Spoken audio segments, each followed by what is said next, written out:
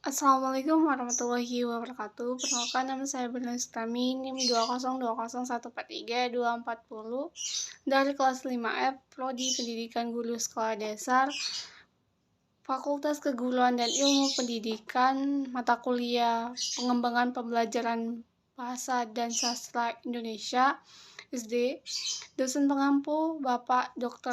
Darwin Effendi, Magister Pendidikan, Universitas PGRI Palembang. Baiklah, di sini saya akan menampilkan sebuah video pembelajaran mengenai puisi. Bagi teman-teman, dipersilakan untuk menyimak semua materi yang akan saya bahas di sini. Ada yang tahu apa itu puisi?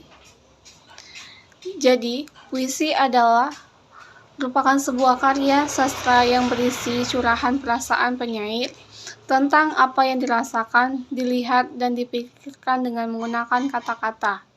Penyair adalah orang yang mengarang puisi.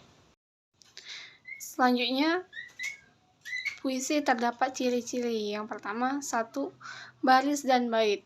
Puisi biasanya tersusun dalam bentuk bait-bait. Dalam suatu bait, terdapat beberapa barisan kata ataupun kalimat. Contoh, cita-cita. Pikiranku melayang ke suatu masa, aku pun bertanya-tanya, mau jadi apa aku saat dewasa? Pikirkanku melayang ke suatu masa merupakan baris pertama, aku pun bertanya-tanya merupakan baris kedua, mau jadi apa aku saat dewasa itu merupakan baris ketiga. Jadi, baris pertama, baris kedua, dan baris ketiga merupakan bait puisi. Selanjutnya, 2. Irama dan rima. Irama adalah keselarasan bunyi pada puisi yang dibentuk oleh pergantian tekanan kata. Selain irama, dalam puisi juga ada rima. Rima adalah persamaan bunyi yang ada dalam baris-baris puisi. Contoh, cita-cita. Pikiranku melayang ke suatu masa. Aku pun bertanya-tanya, mau jadi apa aku saat dewasa? Kata masa pada akhir kalimat itu ada a, dan selanjutnya pada baris kedua aku pun bertanya-tanya terdapat akhir kalimat a, mau jadi apa aku saat dewasa, diakhiri dengan kata a. Jadi, puisi berirama a berirama terus. Setiap baris dalam bait tersebut berakhiran a. Selanjutnya, macam-macam rima. 1. Rima ABAB. Puisi berrima ABAB sering juga disebut puisi berrima silang, karena persamaan bunyi rima terjadi secara selang-seling. Contoh, belajar giat setiap hari, tanpa jemu dan tak kenal waktu, semua kukerjakan setulus hati, demi mewujudkan cita-cita. Jadi pada baris pertama terdapat belajar giat setiap hari itu diakhiri dengan kata i, itu pasangannya pada semua kukerjakan setulus hati. Di situ juga terdapat i. Tanpa jemu dan tak kenal waktu, itu kan diakhiri dengan u, maka pasangannya dengan demi mewujudkan cita-citaku. Terdapat juga diakhiri dengan u. Selanjutnya, nomor 2. Rima ABBA.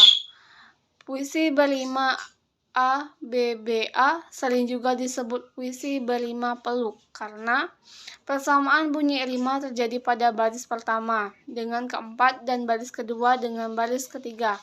Contoh, di saat karpet merah berjalan penuh gaya, berlenggok-lenggok bak seorang putri, mengenakan busana indah tak terperi, membuat semua terpesona akan kecantikannya.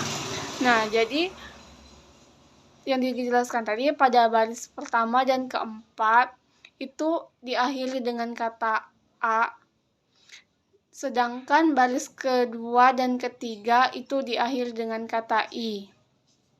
Selanjutnya nomor 3. Rima AABB.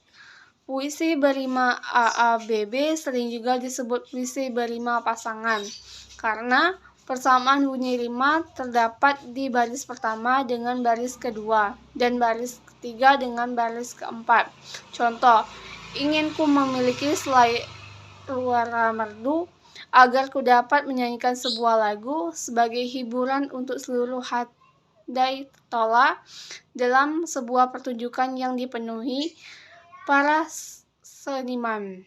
Nah, jadi tadi baris pertama itu pasangannya dengan baris kedua karena diakhiri dengan kata U, sama-sama diakhiri dengan kata U. Sedangkan baris ketiga dan keempat itu diakhiri dengan kata H atau N.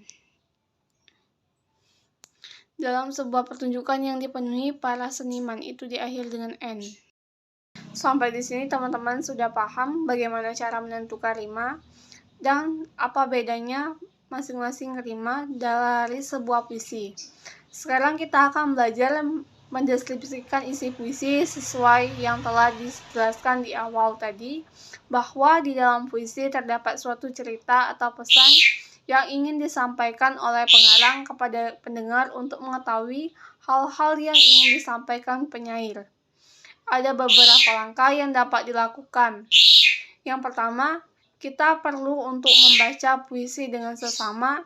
Setelah selesai membaca puisi tersebut, selanjutnya nomor 2, kita perlu menuliskan hal-hal penting yang terdapat dalam puisi. Selanjutnya nomor 3, kita menentukan tokoh dan peristiwa-peristiwa yang terdapat dalam puisi tersebut. 4,